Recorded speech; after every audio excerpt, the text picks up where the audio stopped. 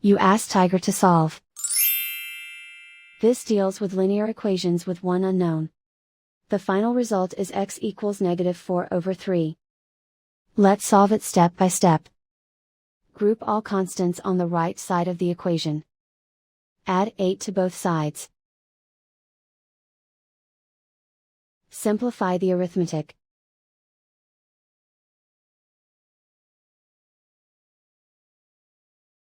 Isolate the x. Divide both sides by -6.